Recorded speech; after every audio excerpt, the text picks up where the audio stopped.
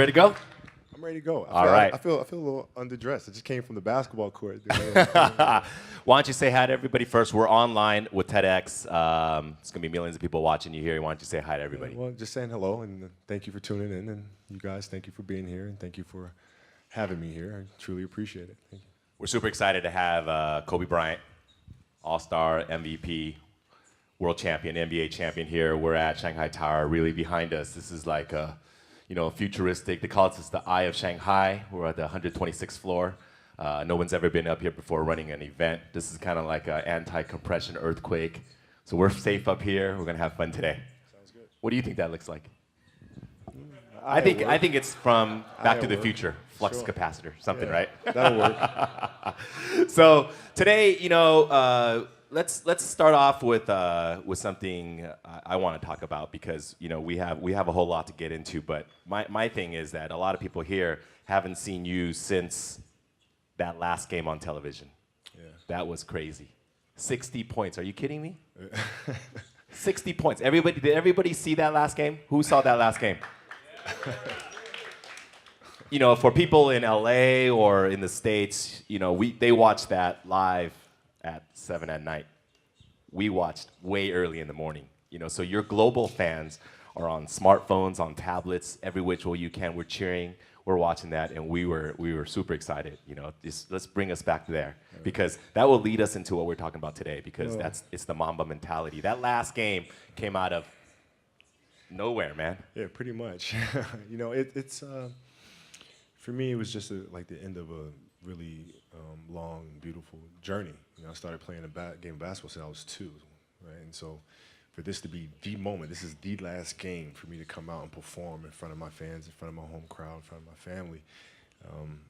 It was really exciting. It wasn't any pressure, it wasn't sad or anything like that. It was like, this is awesome. Let's go out here and put on a show one more time. You've been doing this for 20 years. I'm sure you don't get nervous. Were you nervous before this game? No, I wasn't nervous. I was excited. Like I was ready to go. Mm-hmm. I was ready to go. And I saw my family right before we ran out in the court, and I looked at my wife and our kids, and I just asked my kids. I said, "Let's go put on a show one more time. Is that okay?" And they said, "Yeah." So we went out and put on a show. So it was fun. It wasn't any nervousness or anything like that. First shot didn't go in. Second shot didn't go in. Yeah. Third shot didn't go in. Yeah. Fourth, fifth, and sixth. And then all of a sudden, buckets. Yeah. Well, boom, boom, boom, boom, boom. Well, I mean, it makes the journey worthwhile. You know what I mean? Because you go through moments where you have that adversity and you got to figure your way through it. So like the start of the game, I actually had to just start laughing at myself after a while. Like after I missed like the 5th shot in a row. So this is pretty funny. I mean, this game can either be like, I can either turn it around or this is going to be absolutely horrendous. Be the worst last game ever. So, from that point, I said, I'm comfortable. It's either going to be the worst last game ever, or it's going to be the best last game ever, but I don't want anything in between. So that leads me to ask, because that last game, you've been doing something you've been doing since you were 4, 5 years old. It's not about the physical, because you've done this a million times. You've practiced the left hand, pull up mid-range, the right hand, pull up mid-range, the step back, the pivot, the reverse pivot, going at attacking different angles. You've been doing that. So it's not about physicalness because that's all ingrained. Was that last game fully just mental, just fighting through it and just say, look, I gotta do this? Yeah, it was, because I was ready to play. I was excited to play. Once the game started, it became the norm. It became reading defensive situations, positioning of my teammates, and just overall strategy and tactics. And it felt good to get back to that, because that's the part of the game that I enjoyed the most. The mindfulness of that game. Yeah, the fun of it's like a puzzle. You have to figure out what pieces go where, and that's the enjoyment in the game. I think that's where we're leading here today in our TEDx talk is the power of the mind. And I think because there's been so many athletes that have made the NBA, the highest echelon of professional basketball in the world. And there's athletes that can jump as high as the sky, run as fast as a cheetah. They get hit buckets, they can react. But it's the special niche of players that have that mindfulness, that have that attacking mode, that relentless mode, that mode where they go ice cold last few minutes. I think that makes a difference between the great ones and the greatest ones, right? Yeah, it's funny. Like it's to me, the mentality is a really simple one in the sense that the confidence comes from preparation. You know, so when the game's on the line, I'm not asking myself to do something that I haven't done thousands of times before, right? So when I prepare, I know what I'm capable of doing, I know what I'm comfortable doing, and I know what I'm not comfortable doing. You know, right? And so in those moments, if it looks like I'm ice cold or not nervous, it's because I've done it thousands of times before. So what's one more time? Right? So that leads me to talk about a lot of this Kobe tour this year in Asia is we reiterate the Mamba mentality. You know, can you talk a little bit about what the Mamba mentality is? Because that's something that's been developing over, I don't want to say 20 years, it's been developing for 35 years, right? Since you were a little kid, that Mamba mentality. Because you didn't start working when you got to the NBA. You started working when you were at Lower Merion, when you were in Italy, when you were 5, when you were playing Nerf basketball, right? So talk about the development of the Mamba mentality, the pillars, the 5 pillars of this Mamba mentality, and then we'll kind of break it down. Well, I mean, overall, you know, the idea is a very simple one, and you know, the Mamba mentality simply means trying to be the best version of yourself. That's what the mentality means. It means every day, you know, you're trying to become better. And it's a constant quest. It's an infinite quest. So starting at the age of 2, when I first started playing the game, and on and on and on, I always ask questions. I always try to get better every single day, learn more, learn more. You were asking questions at 2? Oh, dude, I was asking questions all the time. I mean, you'd be surprised. Like some people, like my kids at 2 could do a lot of things. Right? At 2, I could dribble a basketball. I could shoot a basketball on the Nerf hoop at the house, and I would go to practice with my father. I would observe my father. I'd sit and watch games with him. And Was he your first coach? Yeah, man, I guess you could say that. You know, a lot of things I learned by being around the game. Right? So by the age of 6, I was already strategizing versus other 6-year-olds. You know, at the age of 6, I figured out 6-year-olds couldn't dribble with their left hand. And so I said, okay. A lot of 12-year-olds can't dribble with their left Well, yeah, hand. well, imagine 6. So like when I was playing these 6-year-old kids, I would make them dribble with their left because I knew they couldn't. And so they dribble off their foot. I'd pick it up, lay it up. Do it again. Dribble off foot, pick it up, lay it up. So at 6 years old, I had 63 points. And and I remember my dad. So your 6-year-old self could beat your 38-year-old self because you only scored 60 in the last game. Yeah, no, but I can dribble with my left though, so that's a problem. But yeah, I mean, listen, I just constantly looked for things to learn from, and you know, very observant. Okay, so when we talk about the Mamba mentality, you have your exhibition today, starting in Shanghai, right? Also, we've been talking about this whole tour with young kids that are 5, 10, 15, 20. We just did a Kobe Academy right now. We talk about being passionate, being obsessive, being relentless, being resilient, and being fearless. These are the 5 pillars of the Mamba mentality. So we'll kind of break that down today. Sure. The first one is to be passionate. You know, what is that? Is there a moment where you can define your passion for the game, or was it just something accumulated over time? Well, I mean, you know, the passion came from the love for the game. You know, I loved everything about it, like the smell of the ball. You love the smell of the ball. Yes, the ball. You know, the smell of like brand new sneakers and like the sound the ball makes when it hits the ground. Sneakers in the gym. Sneakers squeaking. Yeah, the ball going through the net. Like all those things I love. And so the passion comes from that, because once you have that love, you just want to be a part of this thing all the time. When you talk about this love, when does it develop? Did you like it when you were 5, or is this something that kind of gradually? I was 2. I was born, and I was born to play basketball. You know what I mean? And I played a lot of different sports, but nothing brought me the sense of peace and of escape, you know, that the game of basketball did. Is it an escape when you get on the court? Is that your zen time, your solitude time? Yeah. Even though it's a teamwork game? Yeah, when I need that escape, it's there for me, right? When I need a friend, it's there for me. You know, when I need to vent and don't dunk and the Mamba comes it's out. there, you know. So the game is absolutely everything for me. When we talk about trying to get kids to be passionate, I don't think your situation is the norm. Not every kid knows their passion at 2 or 5, right?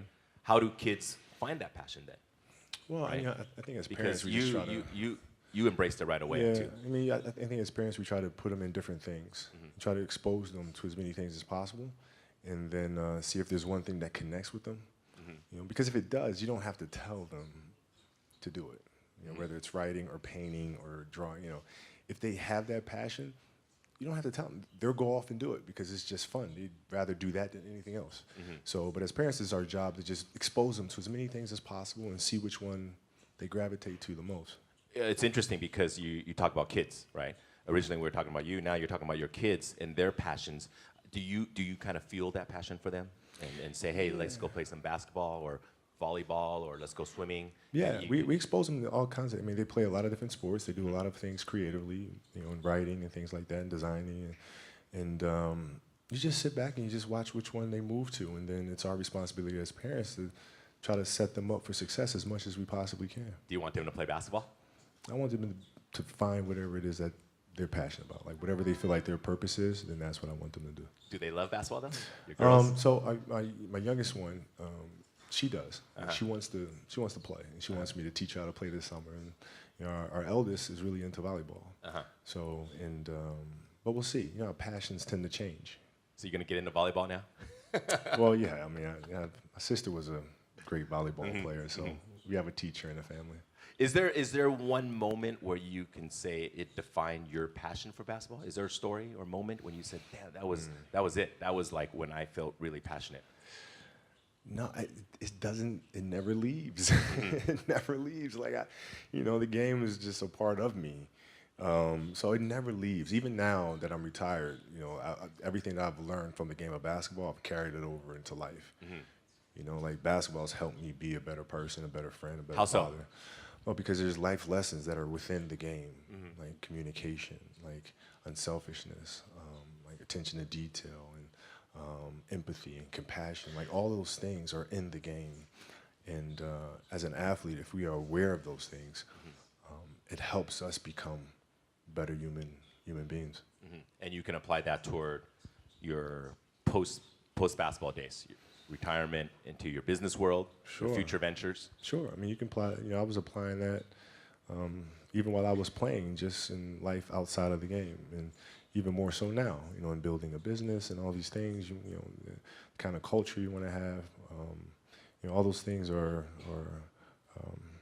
directly learned from the game of basketball for me. Next up is the next pillar: be obsessive. Obsessive. That's I think a lot of people equate that with you. You know, Kobe is obsessive in a lot of things. Yeah. We've been doing this for what, 8 years now, Asia tour. Yeah. You know, I've been with you for a long way. The one moment that stands out of we've done, I don't know how many done. We've done what, 800 events. The one time was 4 a.m. We went out to practice at 4 a.m. And that was your idea to do it. But and then, you know, all these Nike people are like, no, let's not do that. And then you're like, let's do it at 4 a.m. So you got security, you got brand marketing, sports marketing going, no, let's not do it. You're like, let's do it.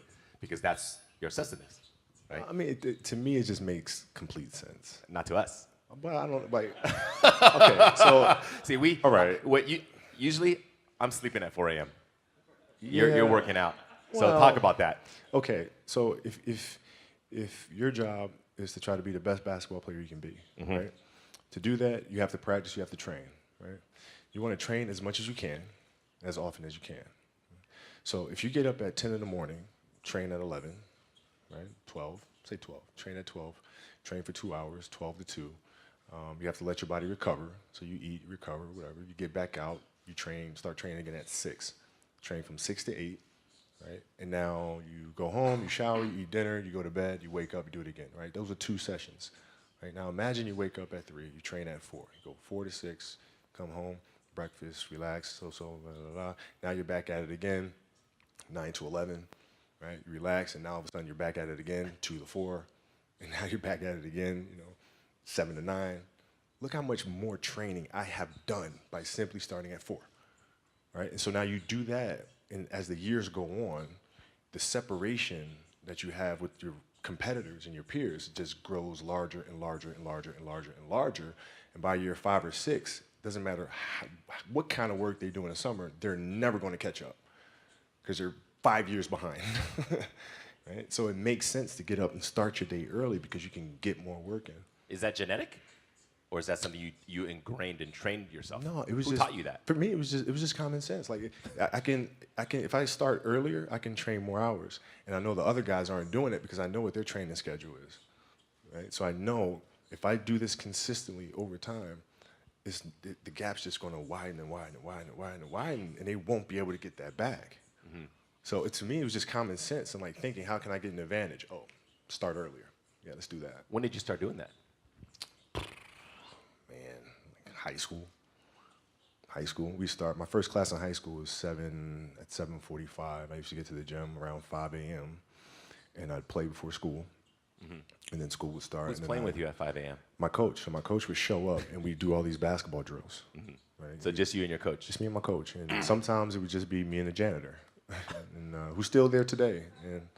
And then I'd play at lunchtime. That guy should get a medal. I hooked him up with a few things. But I played during lunch and then practice after, and then go home, do my schoolwork, and then watch a bunch of game film and games on TV and study film. Was that the only thing you've been obsessed about, basketball? Well, until recently, yeah. Basketball had dominated, my entire life for more than 30 years. When I brought it up, like, is it genetic or you just learned it? I mean, how did that idea even come up? Because that's obviously a pillar of Mamba mentality, the obsessiveness. This is just, like you said, I'm going to get up at 4, everybody's get up at 6. If everybody's going to get up at 4, I'm going to get up at 2. Right. Right? How do you develop that, or where do you learn that from? Well, I think it's just a matter of what's important to you. Mm-hmm. And what's important to you. For whatever reason, I felt like I didn't feel good about myself if I wasn't doing everything I could to be the best version of myself. Mm-hmm. If I felt like I left anything on the table, it would eat away at me. I wouldn't be able to look myself in the mirror. Right? So the reason why I can retire now and be completely comfortable about it, because I know that I've done everything I could to be the best basketball player I could be. Mm-hmm. And so that's where it comes from for me. You can't leave any stone unturned. Because, we do all these events, and like today we just did one. You guys weren't here. We were just at the Kobe Academy. Mm-hmm. We just had all these kids, 24 best high school basketball players in China playing basketball, running 5-on-5, running all these drills. And then at the end, we had this little game where all they had to do was run this drill called 17s. 17s is really simple. 1 minute, you got to run 17 times from sideline to sideline. It's tough. It's tough. You got to run it in 1 minute. If any of you have been playing basketball in high school, you know what I mean. It's a killer. All it is just grit. It's just, let's just run. And then this kid, we're running, and this is for media. We got the media on the side, and if they ran, they get a pair of Kobe shoes. So, it's for fun. But I warned them. I warned them. I said, if you guys run the 17, everybody gets a pair of shoes. If you don't touch the line, you get nothing. So everybody touched the line. So this is where Kobe gets his obsessiveness. So we're sitting there, everybody's kind of happy. We're thinking, they're going to run the lines. We're going to have a presentation for the shoes. And the kids are running. They've been running for 2 hours. Running. This one kid misses the line by like half inch. No, it wasn't even a half inch. It was like about that much. He misses the line. Kobe's like, stop. We had to stop everything. And he's like, nobody gets shoes. And all these kids are like, oh, they're mad at the kid. Yeah. They're like, touch the line. All you gotta do is touch the line. That's it. It was this much. Touch the line. And Kobe's like, no, nobody gets shoes. You guys sit on the sideline. And then Kobe made this kid run suicides, which is another drill. Baseline, free throw line, baseline, half court, baseline, opposite free throw line, baseline, and back. 3 in a row. 3 times. You had to run 3 of them. Yeah. But the best part was, the last one, Kobe ran with this kid. He ran with this kid, okay? Yeah, it's awesome. He ran with this kid, and there's 1.1 million people are watching online. Crazy. He ran with this kid. This kid was dry heaving. He was about to die. Yeah. But you're lucky he didn't die. No, it wasn't going to die. He wasn't gonna die. But the important thing to understand is you can't shortchange yourself. Like you're not cheating anybody but yourself. Right? I mean, you're tired. You're literally this far away from the line. Why would you not go that extra to touch the line? Right? So if I let him get away with that, right, all of a sudden he starts maybe to cheat something over here, right? Not give his best over here, not give his best over here. And as years go on, he's going to be he's not going to reach his full potential because he's been taking these little shortcuts that just add up. And you can't let that happen. Our job as teachers, as mentors, as inspirers, it's our responsibility to hold them accountable to those things. The funny part is we were just talking about this kid. We were in the back, and Kobe's like, I bet you that kid will never, ever miss the line again. Yeah. It's not going to happen. It's not going to happen. Because of that one moment. Yeah. So that's you being obsessive, but teaching obsessiveness, because that's what you got to be, right? You have to be obsessive to get to that level in everything you do. Details, don't waste time, do it right, perfection. Yeah, I mean, it's really simple. It's like whatever you're doing at that moment is what you're doing at that moment. You know, it's like that's where the obsessiveness is having attention to detail for the action that you are performing at the time you're performing it. And if you can have that kind of focus, you can't help but to have a certain level of obsession or attention to detail. Moving on to the third pillar is to be relentless.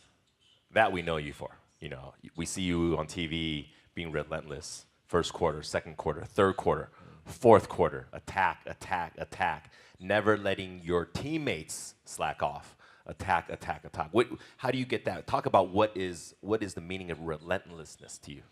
Well, it's to never to be unyielding. Mm-hmm. You know, never give an inch to anybody. Never, like you're always going after it, always going after it. And if there's a challenge that ensues, oh, good, I want to see how I stack up to that. So you go after it, and it's just it's fun. It's like you get a chance to compete against opponents, and you get a chance to see where you stack up against them. It's like, I want to see. Maybe I'm not good enough today, but that's fine. I'll be good enough the next time I see you, though. You know, and you get a chance to always measure yourself, and it's just fun to do that. So I guess that's where relentlessness comes from. Is it something that's also learned or ingrained, or is it something you kind of learn over time? Because these things that we talk about in the mom mentality, you know, for you, it's second nature. Mm-hmm.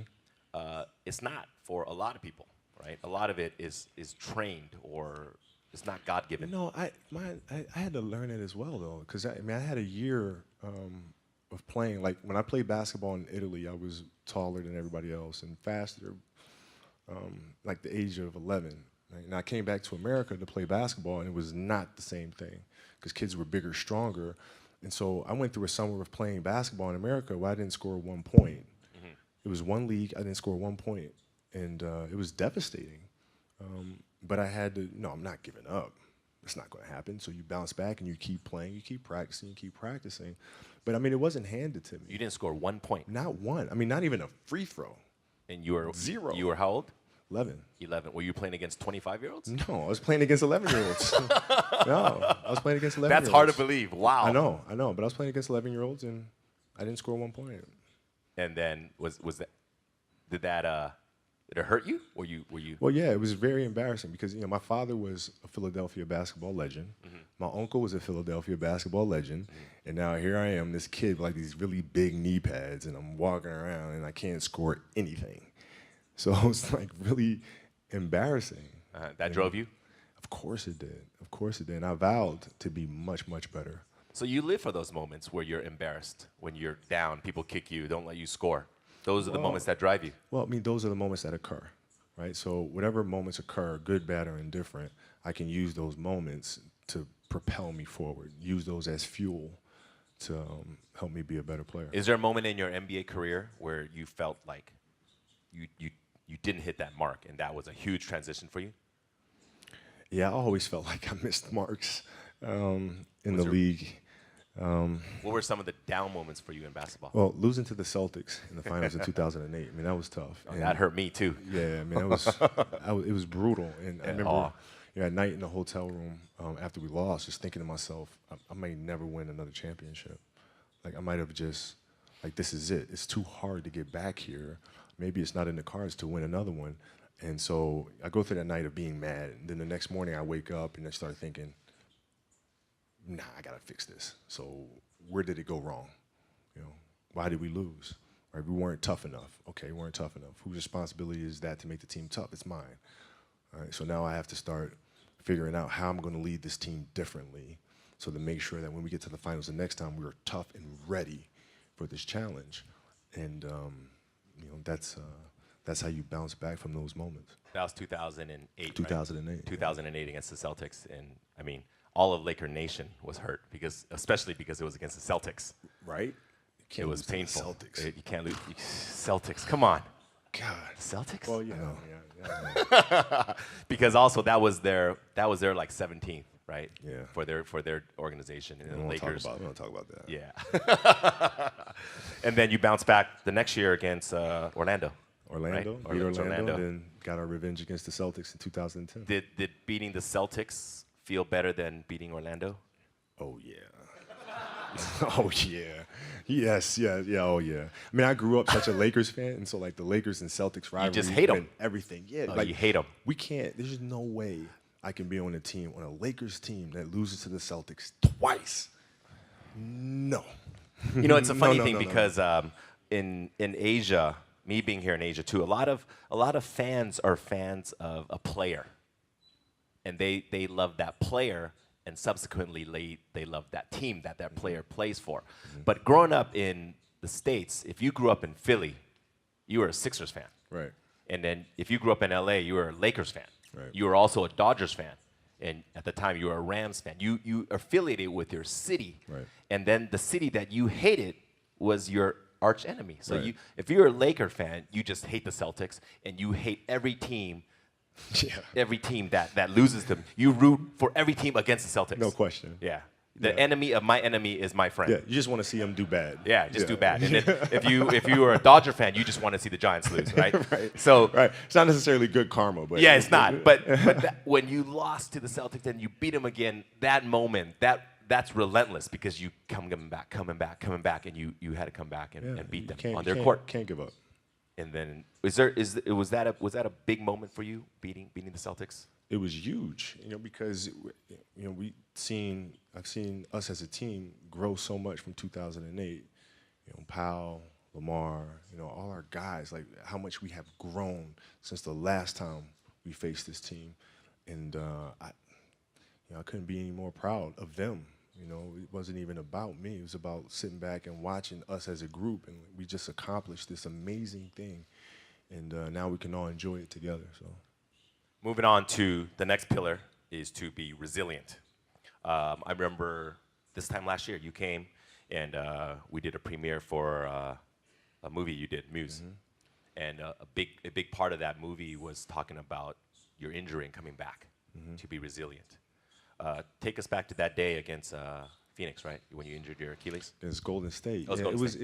it was hard, man. Because the Achilles injury is the worst injury for an athlete.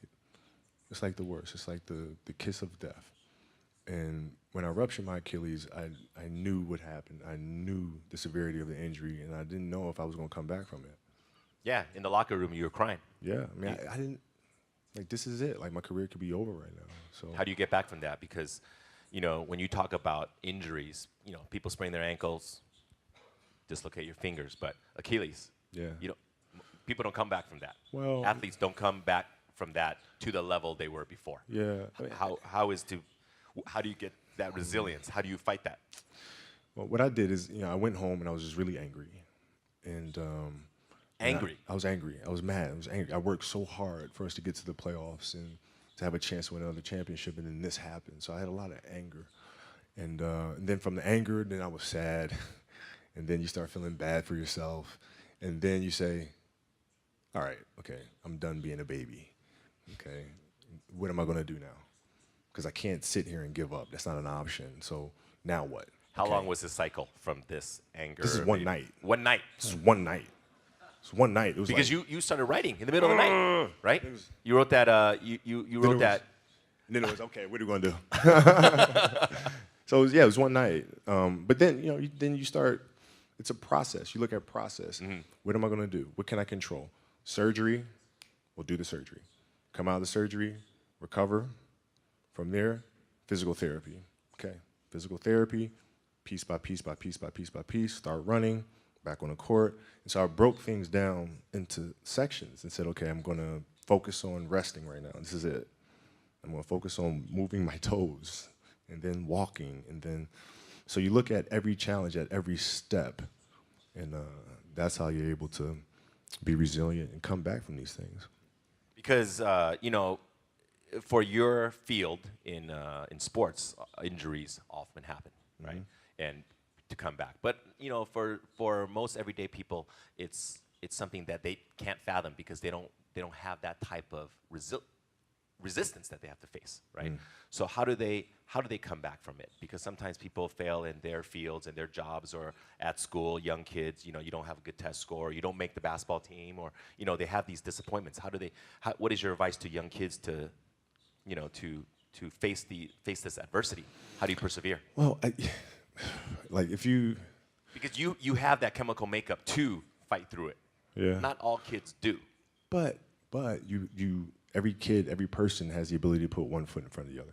One step at a time. Right? So like if you're saying, okay, I'm going to climb Mount Everest, you're at the bottom of the mountain and you look up and you're going, I'm not going to climb Mount Everest, right? But if you break it down into sections and you just one foot in front of the other, one step at a time, next thing you know, you're at the top of the mountain. So the map, the plan is to set short-term goals. Yeah. And to get there, A to B, B to C, C to D. Coming back from my Achilles, I came back from the Achilles, and I was fine. And then the next year, I fractured my knee. Right? It's like, oh, here we go again. Come back from that next year, tear my shoulder. Here we go again. Right? But if I looked at those things in totality, it'd be depressing. But if I look at it as just the facts, this is it happened. Can't do anything about it. It happened. Now what are you gonna do? One step at a time. Achilles, knee, shoulder, any step of the way you said, screw it, forget it, done, no more. No. Never. No. Well, no. Why?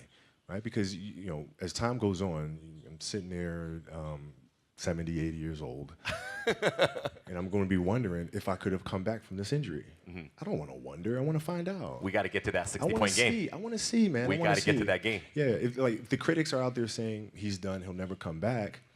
Well, maybe you're right. Maybe you're not. But let's find out.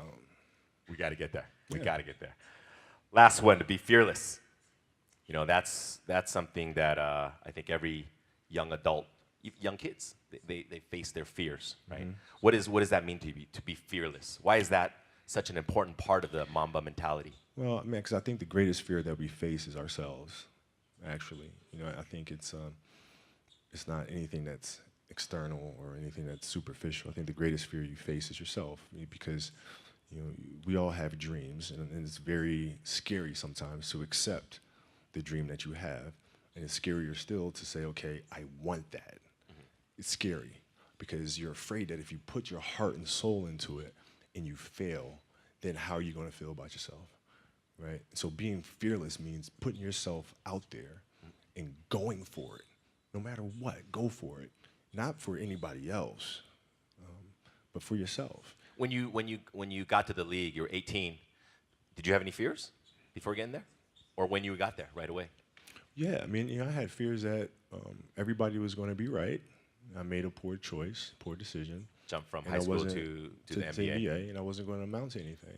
So that was always in the back of my mind, for sure.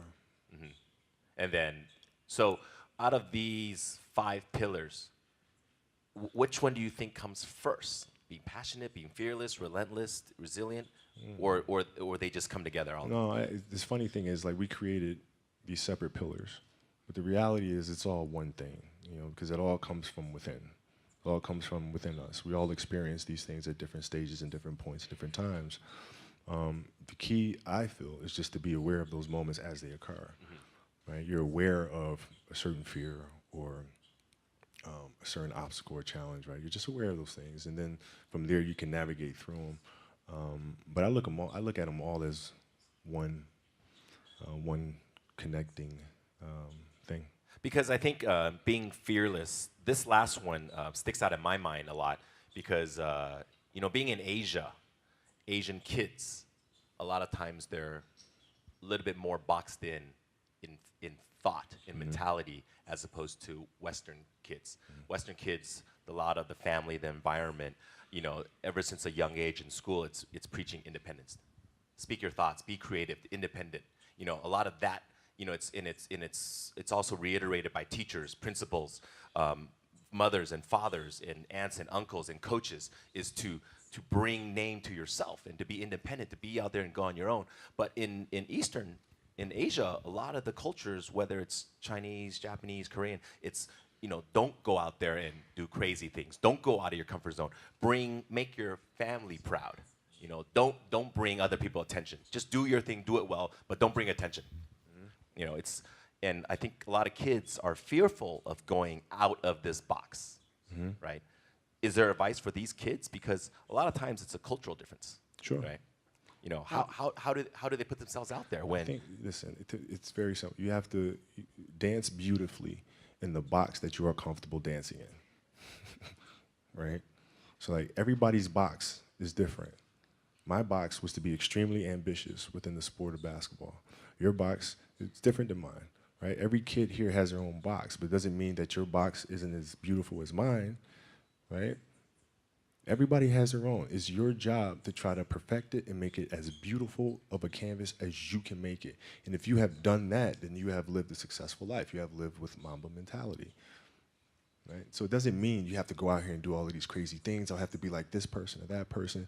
No, what are you comfortable being? What is it that you want to do with your life? And once you have that, then you try to live it to the best of your ability. So, growing up in Italy and then moving on to Philadelphia and then to LA, obviously you talk about this box, right? So is that box constantly changing? Are you trying to get out of your comfort zone even when you were, first year in the NBA and then 10th year in the NBA and then even this year? Does that box, this metaphorical box you talk about, does that change? No, I never looked at it as like I'm just going to, try something completely crazy or like just go out of my box sort of thing.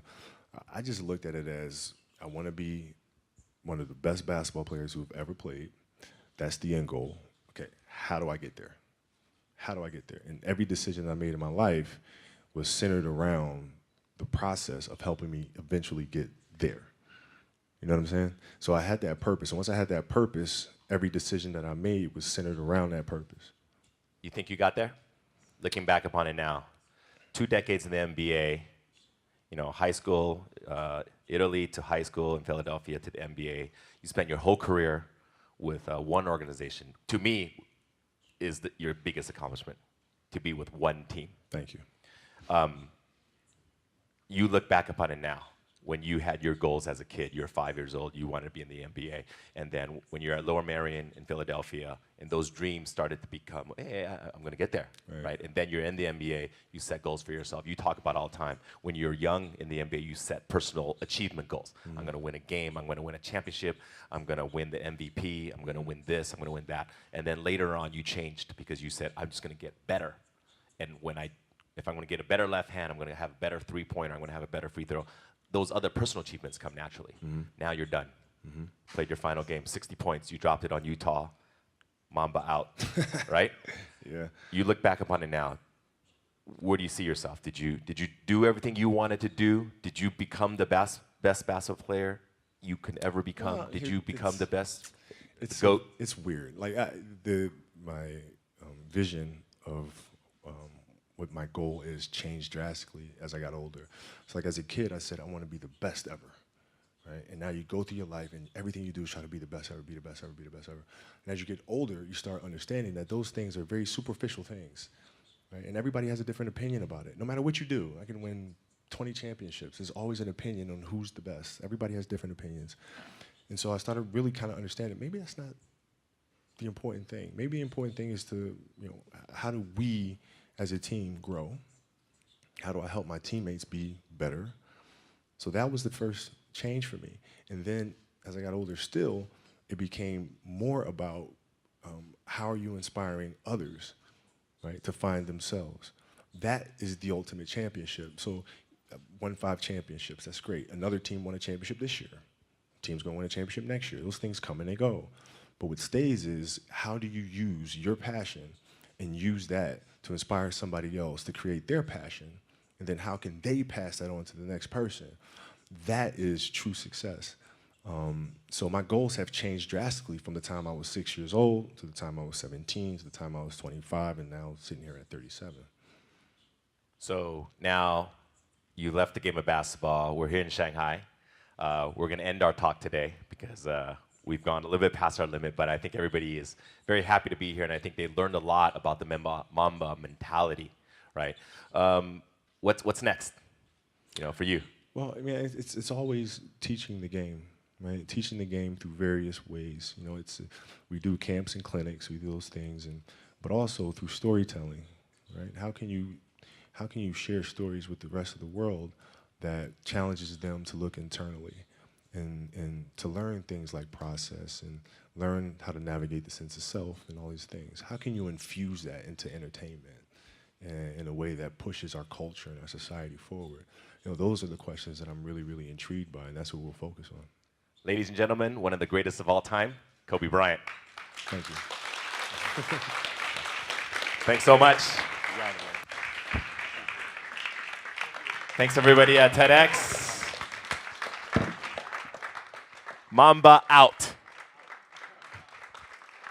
Thanks, everybody, for joining us today. I hope you enjoyed your time. Mamba mentality. Tell your friends. Thank you very much.